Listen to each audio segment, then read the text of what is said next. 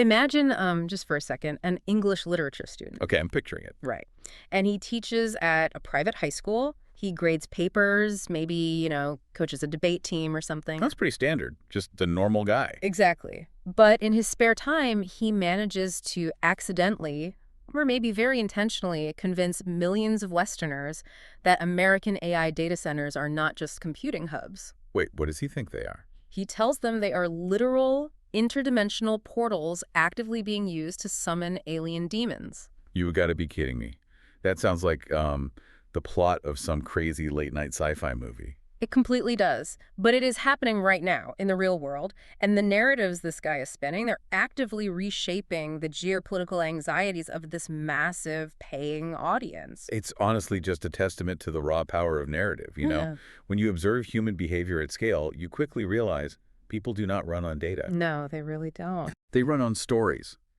And, I mean, when the world feels increasingly chaotic, people will latch on to literally any story that organizes that chaos into a shape they recognize. Even if that shape is, terrifying or totally fantastical. Exactly, no matter how absurd it is. Well, welcome to the Morning Roundup, everyone. This is the daily talk show where we take the massive, honestly overwhelming stack of sources sitting on our desks, the historical research, the cultural commentary, all of it. And we extract the vital insights just for you, because we know you don't have 30 hours a week to sit around sifting through the noise. Right, so we are here to thread it all together. And today, our deep dive is exploring a really fascinating, deeply interconnected theme. We're calling it the architecture of belief and survival. Yeah, we are going to look at how humans construct meaning.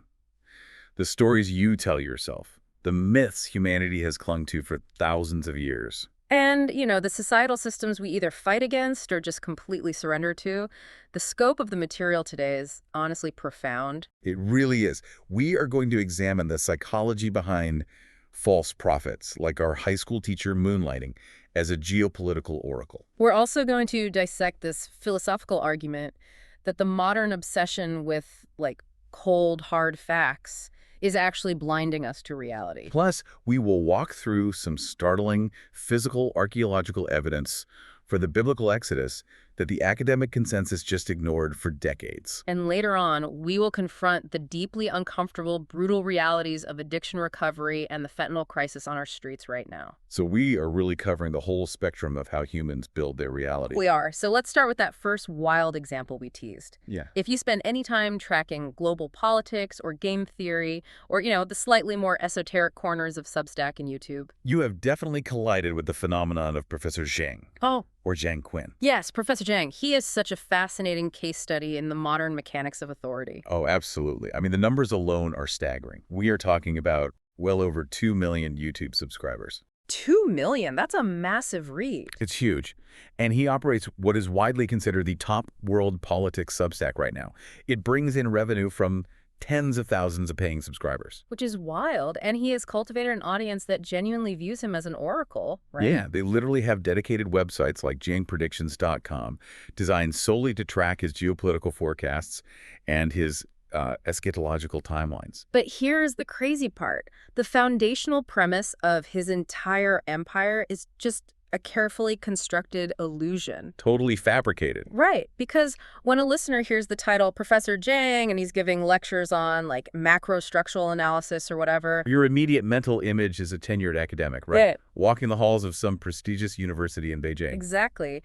But the sources we reviewed from the Basecamp channel, they actually dug into the paperwork and his background. And what did they find? He is not a university professor at all. He was trained in English literature, and since 2022, he has just been an instructor at Moonshot Academy. Which is a private high school. Yes. A high school. He is essentially hacking the human brain's heuristic for trust. Yeah, the source is called the smart professor signal. The smart professor signal. I love that term. It makes perfect sense, though. Yeah. We all have this subconscious checklist for what authority is supposed to look and sound like. Right, tweed jackets, complex vocabulary, referencing structural history. Yeah, or invoking things like Isaac Asimov's concept of psychohistory. Oh, right, the fictional idea from those sci-fi books where you can predict the future of large populations using math. Exactly. By wrapping his content in the distinct visual and rhetorical aesthetics of a high-level university course, He just bypasses his audience's critical thinking filters. They just assume the vetting has already been done by some fregenary academic institution. Right, they see the whiteboard and think, well, it must be legit. The aesthetics of authority are just so potent. I mean, I think about how easy it is to fall for that myself. Well, anyone can fall for it. If someone is standing confidently in front of complex diagrams, using words like eschatology, we inherently lower our guard. And once that guard is down, the things Jiang is feeding his audience are breathtakingly wild. I mean, we really need to unpack a few of these. Yeah, because this isn't just standard, slightly biased political commentary. Far from it. No, he constructs this meta-conspiracy that is designed to absorb basically every other existing conspiracy theory into one unified field theory of global collapse. Right, like his claim about the Dark Illuminati. Oh man, yeah. He claims there's an Illuminati composed of this bizarre alliance: Freemasons, Jesuits, and Sabbatine Jews. Just to pause on that for a second, Sabbatine Jews, that is an incredibly obscure historical reference. It really is. I had to look it up. It refers to the followers of Sabbatai Zevi, this controversial messianic figure from the 17th century. Right, it's a deeply complex historical theological movement. But Jiang just flattens it. He strips it of all its actual historical context and weaponizes it. He claims this bizarre triad is actively orchestrating the intentional decline of the West to establish a Pax Judaica ruled from Jerusalem. Which is just bananas. He takes real historical terms, empties them of their meaning, and uses them as scary-sounding puzzle pieces. And he applies this exact same distorted lens to current unfolding tragedies, too. The sources highlighted his commentary on the war in Gaza. Yeah, that part was disturbing. He doesn't look at it through military strategy or historical land disputes or anything grounded. No, he tells his audience that the war is literally an occult ritual sacrifice to ancient gods. And the way he tries to prove this is so manipulative. He points to the demographic data, right? Yeah, specifically that roughly 47% of the population in Gaza is under the age of 18. Now, from a basic sociological standpoint, a deeply impoverished region with a high birth rate and lower life expectancy is always going to skew incredibly young. But that's just a standard demographic reality of poverty and conflict. But Jiang uses that statistical reality to claim the conflict is an intentional, large-scale child sacrifice. He takes a real-world tragedy and injects it with this supernatural malice because his audience finds it perversely compelling. Which brings us to the AI demons. I mean, this is the one that really stopped me in my tracks. Oh yeah, the data centers. He claims that American AI data centers are not just massive buildings filled with servers running language models. Right, he asserts they are literal physical portals designed to summon alien demons from other dimensions. And to make it sound credible, he links it to the CIA's declassified Stargate project from the Cold War. Which, ironically, was a real project that investigated the potential for psychic phenomena. So he takes a real weird historical footnote, mashes it together with modern anxiety about AI, and boom! Suddenly the server farm down the road is a hellmouth. It's wild. But this is where we really have to look past the absurdity of the claims and examine the utility of the narrative. Right. What is the actual point of him doing this? The sources bring up a highly compelling geopolitical analysis here. We have to remember where he is broadcasting from. Beijing. Exactly. Now, the Great Firewall of China is notoriously strict. Very strict. It is highly illegal and incredibly difficult for a normal citizen to run an unsanctioned YouTube channel. Let alone one broadcasting political content to millions of Westerners without the immediate and decisive intervention of the Chinese Communist Party. Yeah, if the CCP wanted him offline, his internet connection would be severed before we finish this sentence. So the fact that he is allowed to operate at this massive scale is a massive tell. It strongly suggests a state-sanctioned, or at least state-tolerated, soft power astroturfing campaign. Whether he receives direct funding or is simply granted a sandbox to plan because his goals align with theirs, the geopolitical effect is the same. Just look at the specific anxieties he is cultivating in his American and European audiences. Right. By convincing them that AI data centers are demonic portals, he creates this grassroots mystical resistance to American technological infrastructure. Which is brilliant in a dark way. If you can convince a rival populace to slow down their own tech advancement out of supernatural terror. While China rapidly expands its own AI capabilities, that is a massive strategic victory. It is psychological warfare disguised as a college lecture. And he constantly pushes this narrative of inevitable Western civil war, the total collapse of American institutions, the irredeemable corruption of the West. It maps flawlessly onto the narrative architecture of CCP propaganda. One of the commentators in the source material actually made a really visceral comparison. They called Jiang the Jeffrey Epstein of China. Now, just to be clear, they obviously aren't talking about the horrific crimes. No, no, they're comparing the methodology of the grift. Right. Epstein's core mechanism was faking erudition.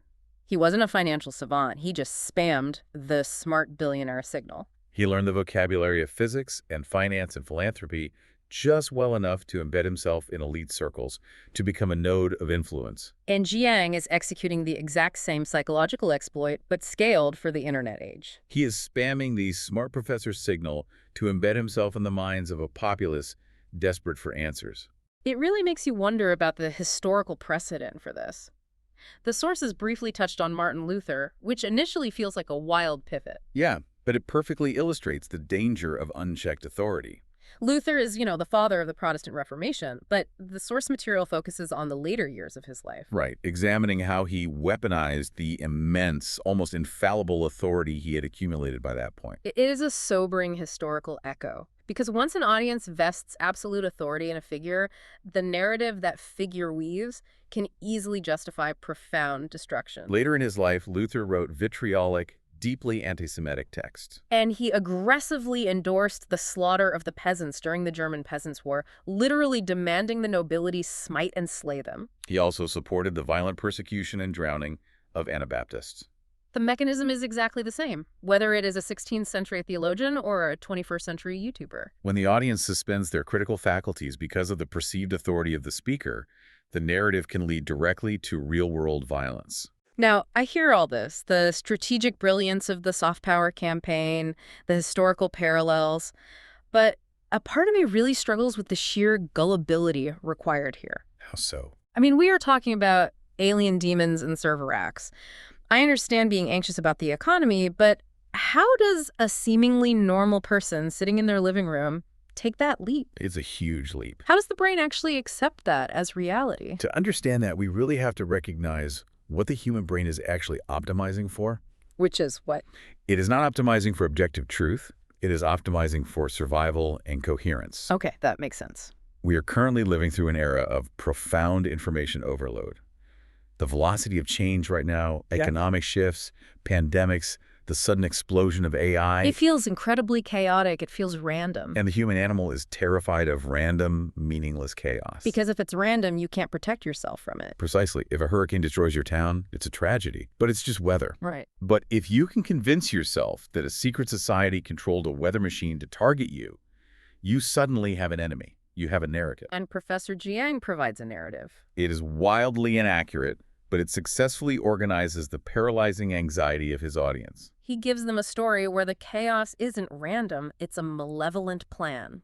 And for a certain psychological profile, a malevolent plan that you are awake to is vastly more comforting than admitting the world is just too complex to understand. So he doesn't just give them facts, he gives them a myth to live inside of. A myth to live inside of. That is a brilliant way to phrase it, honestly. Well, it pivots us directly into our next exploration, because we've spent this time looking at a false myth, right? An astroturfed conspiracy designed to manipulate. But the reason Jiang's manipulation works in the first place is because the human mind requires myth to function. Exactly. And our sources for this next segment, drawing heavily on cognitive scientists John Vervaeke, philosopher William Desmond, and Jonathan Pigou, argue that our modern disdain for mythology is actually making us blind. They challenge one of the most pervasive, foundational assumptions of the modern secular worldview. We hear this phrase constantly in debates, on podcasts, across social media. You know the one. Facts don't care about your feelings. Yes. Facts don't care about your feelings. It's the ultimate mic drop for the hyper-rationalist. It feels so clean, doesn't it? Yeah. The implication is that physical, measurable data is the only objective reality, and human perception or emotion is just a noisy, irrelevant overlay. But Pigou and these other thinkers argue that this phrase is actually completely backward. Yeah, they say it fundamentally misunderstands how human consciousness interacts with reality. Now, obviously, the physical universe exists independently of our minds. If you step off a ledge, gravity will pull you down regardless of your emotional state. Nobody's denying gravity. But the philosophical revelation here is that in any given environment, there's an infinite number of facts. Right. If you just look around the room you are in right now listening to this, the facts are literally endless. The atomic weight of the paint on the wall, the specific weave of the carpet, the dust particles in the air, the temperature gradient near the window. You would be completely paralyzed if you had to process all of those facts simultaneously. So how does your brain decide which of those infinite facts actually matter? Pajua argues that human care, our purpose, our relevance realization, is the mechanism that organizes facts into a hierarchy. You literally cannot perceive the facts until you know what you care about. Care organizes facts. The source material provided an analogy for this that I haven't been able to stop thinking about. It's the analogy of the house. Oh, this is a great one. Walk us through it. So I want you, the listener, to really visualize this.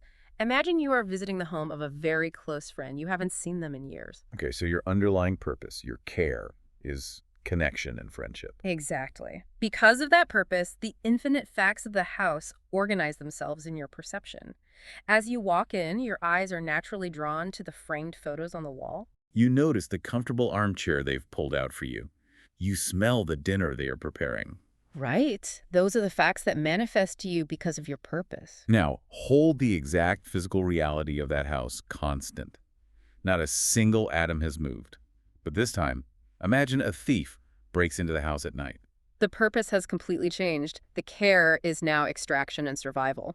The thief walks into the exact same room, but they experience a completely different reality. They do not even consciously register the sentimental family photos. Their eyes immediately lock onto the expensive laptop sitting on the desk. They don't see a welcoming armchair. They see a dark shape that could trip them up near the window. And they aren't smelling dinner, right? Yeah. Their auditory cortex is hyper-focused on the sound of the floorboards or the hum of the security system. The physical facts of the house are identical, but the human purpose completely rewrites the hierarchy of reality they interact with. The thief's hierarchy of facts is entirely true based on the premise of stealing. And the friend's hierarchy of facts is entirely true based on the premise of companionship. This just destroys the idea of a purely objective experience of facts. Facts are literally dead until a human purpose animates them. And this framework completely changes how we should read ancient mythological texts. For the last few hundred years, we've been reading texts like the Book of Genesis through the lens of a scientific textbook. And then mocking it when it doesn't hold up to modern science. But Paju argues that Genesis is actually superior to a purely scientific text when it comes to human survival, precisely because it is structured around care. Let's break that down. Because saying a myth is superior to science is a highly provocative claim today. It is. But he isn't dismissing the utility of the scientific method. Science is an incredible tool for technical manipulation and measurement. But it is a secondary function. Look at how the Genesis creation narrative categorizes the animal kingdom, for example. He talks about wild animals, tame animals, and creeping things. Now, if you are a modern evolutionary biologist, that taxonomy is laughable. It completely ignores genus, species, and genetic lineage. But if you are a human being trying to survive in the physical world, the biological lineage of an animal doesn't matter at all. No, what matters is the hierarchy of relevance to your survival. Precisely. Genesis categorizes reality based on human interaction. There are animals you can domesticate and eat. There are wild animals that will eat you, and there are pests that will destroy your crops. If you walk into a dense jungle armed only with a Linnaean taxonomy chart of species classification, while ignoring the mythic categories of predator and prey, You are going to be eaten by a tiger while trying to document its subspecies. exactly. The mythic structure is the true structure of human survival. The sources bring up another incredible example regarding the sun and the moon. Right, Genesis states that the sun was created to rule the day and the moon to rule the night. A strict materialist will immediately interject, actually, the sun doesn't rise or rule anything. The Earth rotates on its axis while orbiting a stationary star. And yes, that is a physical, measurable fact. Nobody is denying rotation. But Pigou makes a brilliant observation here. If you attempt to live your actual daily life based purely on the scientific fact of a rotating globe in a dark void, If you decide that day and night are just arbitrary illusions of planetary rotation and you ignore the mythic rhythm of the sun ruling the day, You will experience severe psychological and physiological breakdown. we will literally go insane. Your circadian rhythms will shatter, your cortisol levels will spike, your mental health will just collapse. The scientific fact of rotation is true, but the mythic description of the sun ruling the day perfectly captures the phenomenological reality that human beings are fundamentally bound to. The myth contains the deeper truth of how to actually live. This philosophical framework also provides a radical reinterpretation of the concept of the fall, or original sin. Yeah, often this is just viewed as a dusty moral fable about eating an apple. But the sources, leaning on John Vervaeke's cognitive science, reframe the fall as a description of a uniquely human perceptual mechanism. It's about the burden of consciousness. Unlike any other animal, humans possess the cognitive capacity to perceive an ideal state, a good, that we do not currently possess. Right. A dog does not sit around agonizing over the fact that it is not a more virtuous dog. But humans can imagine an ideal future, a perfect justice, a flawless version of ourselves. And because we can perceive that ideal, we suffer the agonizing constant gap between where we are and what we aim to be. That psychological gap, that painful awareness of our own inadequacy in the face of the ideal, that is the fall. And how do we cope with that agonizing gap? The biblical narrative suggests we try to build our own power to bridge it, rather than submitting to a higher virtue. After Cain murders his brother out of resentment, what is the very next thing he does? He goes out and builds the first city. He trades the pursuit of true virtue for the pursuit of technological walled power. It's the original blueprint for modern humanity. When we feel the pain of our limitations, we dig down into the earth. We extract metals, we forge weapons, we build massive technological superstructures. We look down into the dirt to build power, instead of looking up toward the transcendent to build virtue. Vervaeke and Desmond argue that this obsession with looking down, this constant projection into the future using our imagination to invent new technologies, has cost us something vital. We have lost what they call anamnesis, deep memory. Anamnesis is such a beautiful concept. It's not just remembering where you left your keys. No, it's a deep, resonant, almost spiritual memory that connects the human soul to eternal truths. It's the feeling you get when you hear a piece of music or witness an act of profound sacrifice, and it feels like you are remembering a truth you had forgotten, rather than learning something new. Modernity relies entirely on imagination projecting forward into a future we can't control. We have abandoned deep memory, which grounds us in what is eternally true. Now, I have to play the skeptic here, because I know what some of you listening are probably thinking. Let's hear it. If we accept this premise that care organizes facts, doesn't that just lead us straight into the abyss of postmodernism? Doesn't it mean that objective truth is dead, everything is relative, and your personal truth is just as valid as my personal truth? That is the crucial distinction to make, and the sources are very careful here.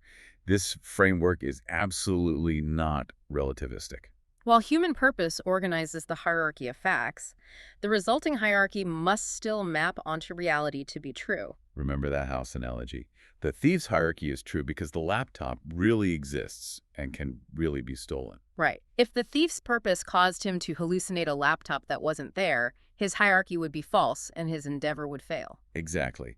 The facts are still the facts, they just arrange themselves differently based on care. So myths are not relativistic lies or arbitrary poetry. They're deeply encoded fact compression mechanisms. They have survived for thousands of years, specifically because they truthfully capture the structure of human reality. They are the ultimate enduring stories of how to navigate the world without destroying yourself. This tension between myth and physical reality is just fascinating. We've established that myths organize the facts of human experience. But what happens when one of our most foundational spiritual myths actually leaves a massive, undeniable trail of physical facts buried in the dirt? What happens when the myth isn't just a psychological architecture, but a historical reality? That is the question we face when we look at the startling archaeological evidence for the biblical Exodus. For the better part of a century, the academic consensus has been incredibly dismissive of the Exodus narrative. You will frequently hear scholars confidently assert that there is absolutely zero archaeological evidence that a mass migration of Israelite slaves ever left Egypt. Or that the conquest of Canaan ever happened, as described in the book of Joshua. Yeah. They treat it purely as a foundational myth invented by later generations. But the source material, which features research presented by Michael Jones, points out a massive, almost comical flaw in this academic skepticism. The reason archaeologists haven't found evidence for the Exodus is that they have been stubbornly digging in the completely wrong century. It all comes down to a fundamental misunderstanding of how ancient texts utilize numbers. For a long time, scholars anchored their timeline to a specific verse, 1 Kings 6.1. Right. This verse states that King Solomon began building the temple in Jerusalem in the 480th year after the Israelites came out of Egypt. So academics did the simple math. They know Solomon built his temple around 966 BC. You add 480 years to that, and you get an Exodus date in the mid-1400s BC. Exactly. So they look at the archaeological strata of Egypt and Canaan in the 1400s BC, and what do they find? Nothing. No mass migrations, no collapsed Egyptian economy, no destroyed Canaanite cities. Thus, they conclude the Bible is fiction. But the source points out that ancient Near Eastern texts did not use numbers like a modern Excel spreadsheet. Numbers were deeply symbolic, particularly in temple dedication inscriptions, which is what 1 Kings 6.1 essentially is. The number 480 is not a literal stopwatch count. It is symbolic math. It is 12 multiplied by 40. 12 represents the 12 tribes of Israel, and 40 is the ubiquitous standard biblical shorthand for one generation. We see this everywhere in the text. It rained for 40 days. They wandered for 40 years. If you read the number 40 literally every time it appears, the text becomes physically absurd. Think about the story of Moses returning to Egypt. The text says he is 80 years old. Exodus 4.2 later says he took his wife and his 2 sons and set them on a donkey. If you read that with modern, strict literalism, you have an 80-year-old man, a grown woman, and 2 adult men all riding on the back of one single donkey. It's ridiculous. The writers knew it was ridiculous. They were using 40 years to represent an era, a generation, a long but indeterminate period. So if the 1400s date is a mathematical misunderstanding, how do we find the real date? The source points to a tiny, crucial detail in the text. The book of Exodus explicitly states that the Israelite slaves were put to work building the store city of Pi-Ramesses. And this is where the archaeology provides a hard anchor. We know exactly when the city of Pi-Ramesses was built by the Egyptians. It was built around 1300 BC. It is a logical impossibility for the Israelites to have built a city if they had already fled the country a century earlier. Therefore, the Israelites are definitively in Egypt in the 1300s BC, which places the actual Exodus event in the 1200s BC. And when archaeologists finally shift their focus and start examining the dirt from the 1200s BC, the evidence that emerges is absolutely staggering. Let's walk through what they found at the site of Avaris, which is located exactly where the Bible places the Israelites, the land of Goshen in the Nile Delta. The stratigraphy of Avaris tells a remarkable story. Deep down in the older layers, archaeologists uncover evidence of a massive, steady influx of Asiatic, Semitic people settling in the region over centuries. They were culturally distinct from the Egyptians. They were shepherds. Their pottery was different. Their architecture was different. This perfectly aligns with the biblical narrative of Joseph inviting his family to settle in Goshen, where they multiplied over generations. But then the archaeology shows a violent, dramatic shift. The native Egyptian New Kingdom dynasty takes over the region. The archaeological record shows that this thriving Semitic population is suddenly subjugated. This is the physical reality of the biblical phrase. Now there arose a new king over Egypt who did not know Joseph. The entire population is enslaved, and we know exactly what kind of labor they were forced to do. They weren't building the stone pyramids, which is a common misconception. The pyramids were built centuries earlier. The book of Exodus says they were forced to make mud bricks, and we have visual confirmation of this. The sources point to the tomb of Rekhmire, a high-ranking Egyptian noble from this era. The walls of his tomb feature detailed paintings of light-skinned foreign slaves toiling under the whips of Egyptian taskmasters. Doing exactly what the Bible describes, mixing mud and straw to make bricks. But the most striking piece of evidence found at Avaris isn't the bricks. It's what is missing from the trash pits. When archaeologists excavate a settlement, they meticulously analyze the faunal remains, the animal bones, to understand the diet and culture of the people. In the ruins of Avaris, where this enslaved Semitic population lived, they found absolutely no pig bones. 0. In a region where pork was a common, cheap source of protein for other populations, this specific group maintained a strict, deeply ingrained cultural taboo against eating pigs. It is a massive cultural identifier. Then we reach the layer corresponding to the 1200s BC, the Ramesside period, and the physical evidence becomes chilling. This massive enslaved Semitic population suddenly vanishes. There is no evidence of a gradual migration or assimilation. The city of Avaris is abruptly abandoned by its inhabitants, and immediately following the sudden disappearance, the Egyptians turn this giant empty city into a massive graveyard. You really have to ask the question, why would the Egyptian state suddenly need a massive, sprawling graveyard at the exact same moment their slave population disappears? The correlation with the biblical account of the final plague, the death of the firstborn, and the immediate flight of the Israelites is profound. So if this massive population of Semitic shepherds who don't eat pork suddenly flees Egypt, they have to show up somewhere else in the archaeological record. The Bible says they went to Canaan. And what do we find in Canaan right around 1200 BC? First, we have external, non-biblical corroboration. The Merneptah stele. It is an Egyptian monument dated to around 1208 BC. On this massive stone slab, the pharaoh boasts about his military campaigns in Canaan, and he explicitly mentions encountering a people called Israel. So we know, as a historical fact, that a group identifying as Israel was established in Canaan by the late 1200s. Furthermore, when archaeologists survey the Canaanite highlands, they observe a sudden, inexplicable population explosion happening just a generation after the abandonment of Avaris. Over 300 new, small settlements appear out of nowhere in the hill country. And when they dig into the trash pits of these 300 new settlements in Canaan, again, absolute nuo pig bones. The exact same distinct dietary marker from the slave quarters of Avaris suddenly reappears in the newly settled highlands of Canaan.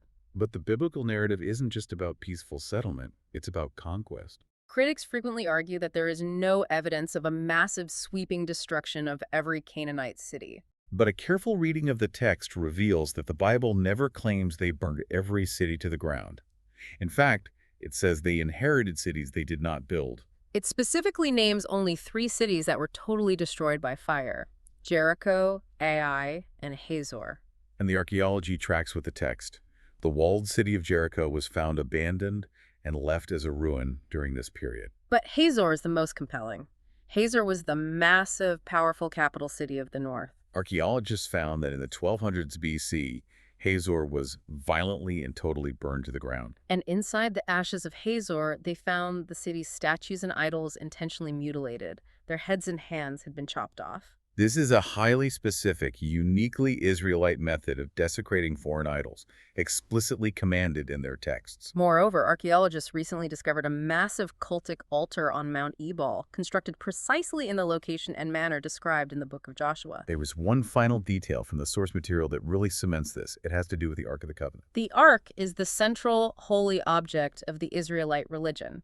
The text describes it in hyper-specific detail. A wooden chest overlaid with gold, carried by long poles that are attached to the bottom corners. For years, skeptical scholars claim the description of the Ark was invented centuries later during the Babylonian exile by scribes who were just making up a mythological past. But the source features an Egyptologist who points out a devastating flaw in that theory. The physical description of the Ark of the Covenant perfectly, exactly matches the design of late Bronze Age Egyptian ritual furniture from the 1300s and 1200s BC. The analogy the source used to explain why this matters is brilliant. Imagine asking a modern American to sit down and build a historically accurate 1700s Mexican-style couch from memory without using Google or looking at any reference books. It is functionally impossible. The American would inherently use modern tools, modern design sensibilities, and modern materials.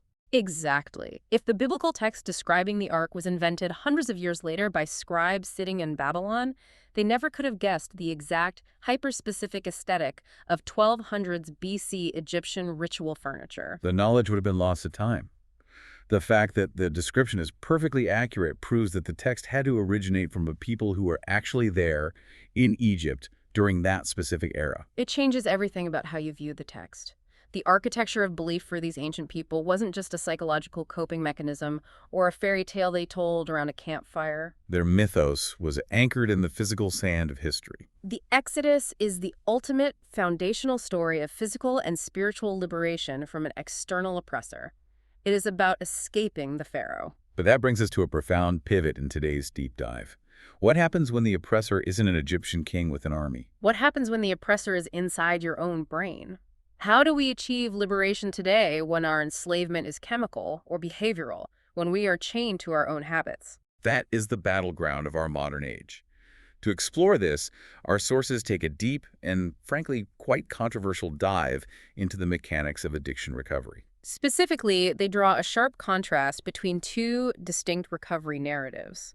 The modern church-based model of celebrate recovery, often referred to as CR, and the original raw framework of the traditional 12-step program, Alcoholics Anonymous or AA.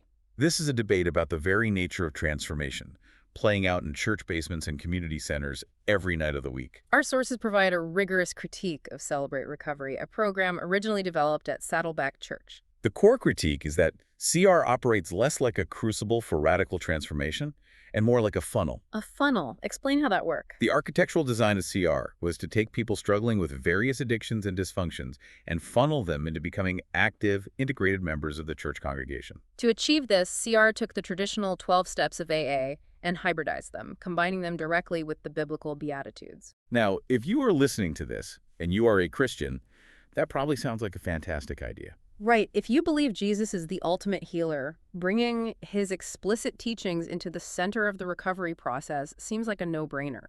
But the sources argue that this hybridization actually creates a subtle yet deeply dangerous shift in the psychological allegiance of the addict. When the program is inextricably linked to the church's theology and structure, the addict's primary allegiance shifts toward the church community, the pastor, the specific theological language. The focus drifts away from the pure, ruthless objective of sobriety and ego death. The structure of the meetings themselves also receives heavy criticism.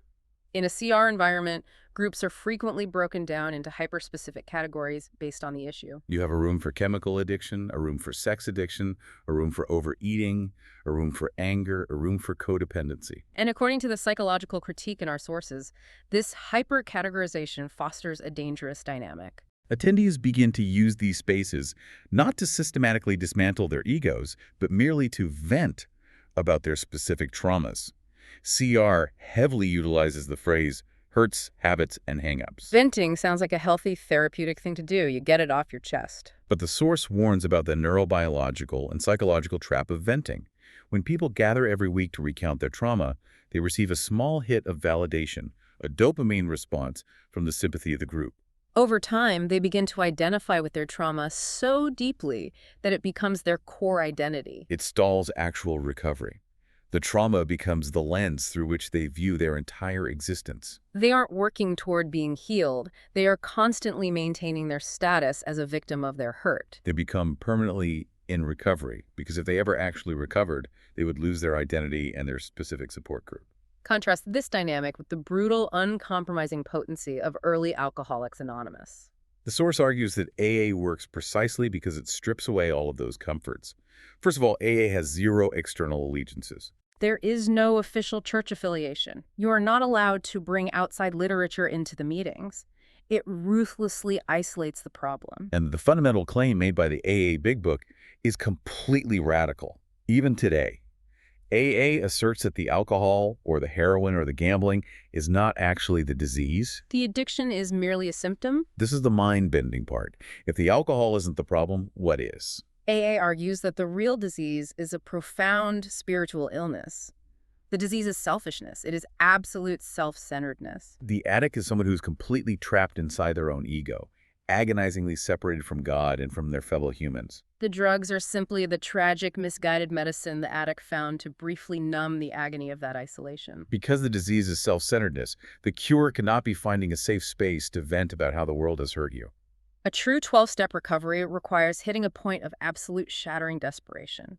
It requires the complete collapse of the ego. You must reach a state where you realize your own best thinking is what is trying to kill you. You have to turn your will and your life entirely over to a higher power. You don't go to an old-school AA meeting to complain about what your parents did to you 20 years ago. You go to take a fearless, terrifying moral inventory of your own resentments, your own lies, your own selfishness. And then you go out into the world and make amends to the people you have destroyed. It is a living, breathing, agonizing example of the necessary transcendence that John Vervaeke and Jonathan Bijou were talking about earlier. You cannot heal until you surrender the self. But again, I have to push back for our listeners who might be deeply involved in CR or whose lives were saved by it. Sure. Is the source saying that bringing Christian language into recovery is inherently bad? Doesn't the Bible demand transformation? It's a nuanced critique. The source makes a fascinating analogy to explain the loss of potency. They compare trying to Christianize the 12 steps to the phenomenon of 1980s Christian rock bands trying to copy secular hits. Oh, wow. That is a brutal comparison. Think about it. You take a raw, potent, emotionally dangerous secular art form, rock and roll, and you map safe, sanitized Christian lyrics over it so it can be played at a church youth group. What happens? It almost always loses its original raw power. It becomes derivative. The critique is that AA offers an uncompromising, brutal encounter with one's own darkness.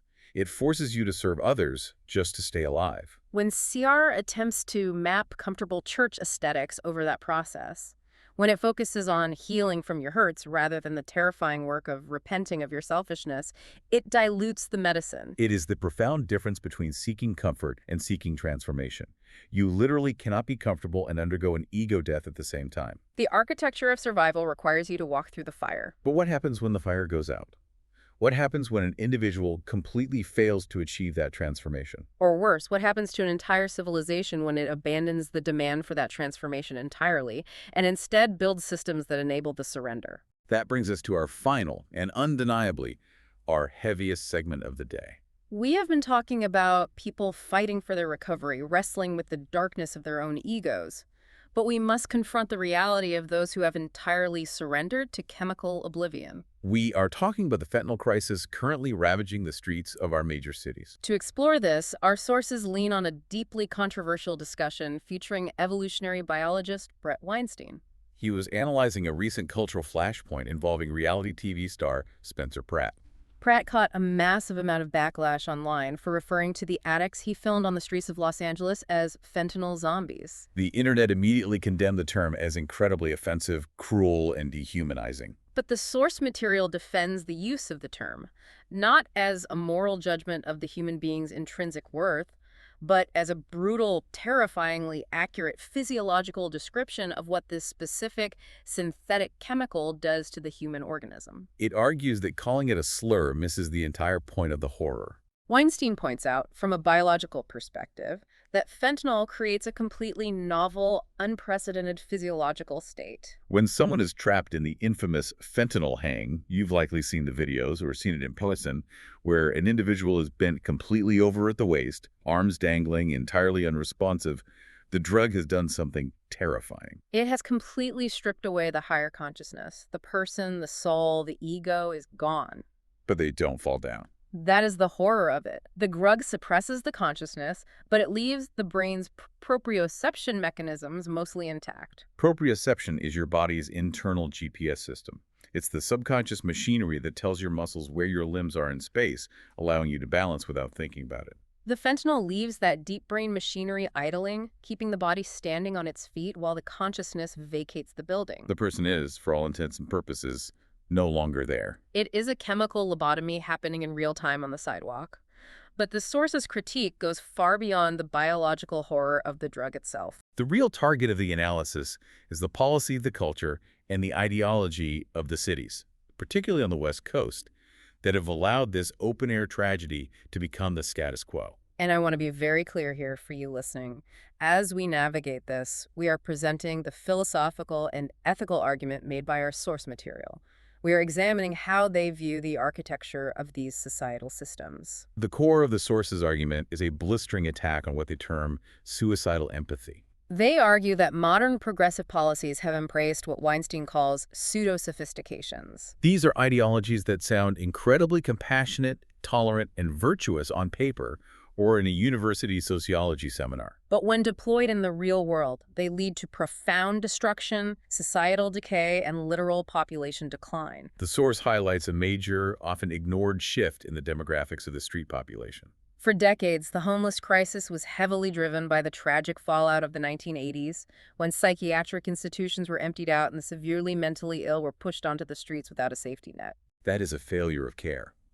But today, the source argues, There's a massive growing contingency of the street population who are not schizophrenic or organically mentally ill. They are individuals who have made active, conscious choices to reject the rules of society, to reject shelter beds because shelters have curfews and drug bans, and to choose chemical oblivion over participation in civilization. This analysis leads the source to the most ethically volatile, controversial pushback in the entire deep dive.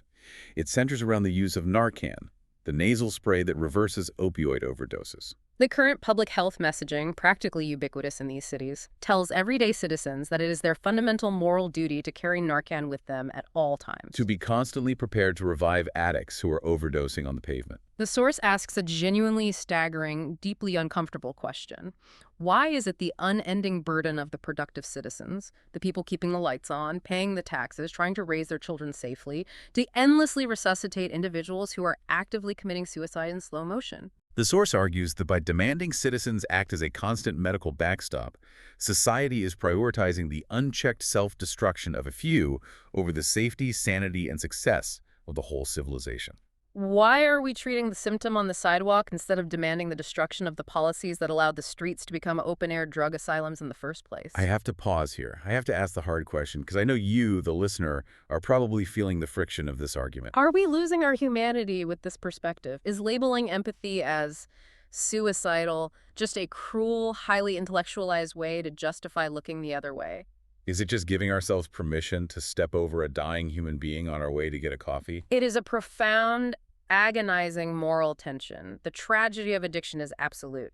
Watching a human life extinguish itself is horrific, and losing one's own humanity to a cold, callous apathy is a very real, dangerous trap. However, the source is emphasizing a macro-level truth about civilizational survival.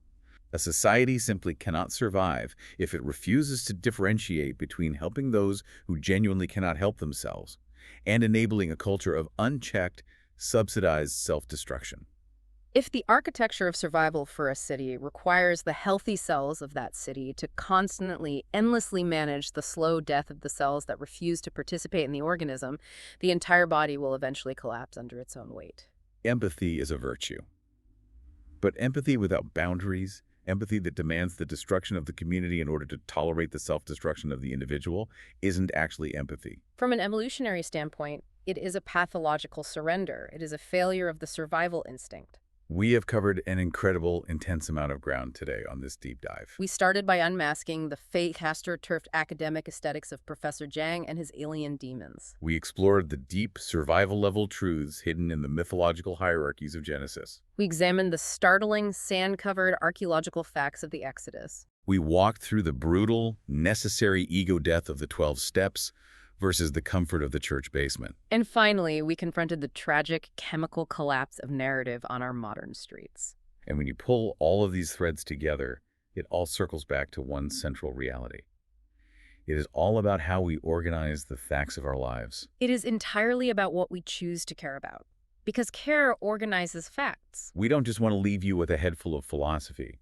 We want to give you practical, actionable steps to respond to the insights we've uncovered today. How do you apply this architecture of survival to your own life?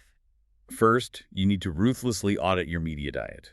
Are you following your own version of Professor Jiang? Look closely at the aesthetics of authority in your feeds, in your inbox, on the shows you listen to. Are you being seduced by someone who is simply spamming the smart professor signal? You must question the underlying narrative. Is this voice actually helping you understand the complexities of the world, or are they just feeding your anxiety with tales of Illuminati demons and inevitable collapse simply to keep you clicking and subscribing? Second, audit your own recovery and your personal growth. And this applies whether you are struggling with a chemical addiction or just the everyday dysfunctions of being human. Are you stuck in a celibate recovery loop? Are you going to therapy or talking to your friends merely to vent about your trauma? Are you using your hurts and hang-ups as a permanent identity card to avoid responsibility?